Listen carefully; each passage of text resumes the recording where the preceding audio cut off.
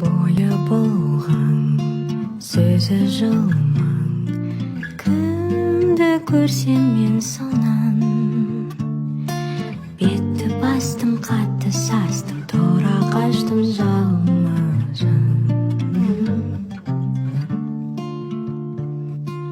Өз ойында, тұл бойында мәні жоқ пендесі,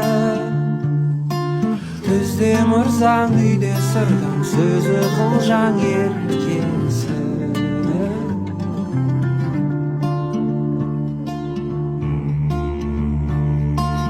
Ас сұрансың, мал сұрансың, бер дегенмен келгірсең, адам аулап сыпыра салдым, байды жаулап жер.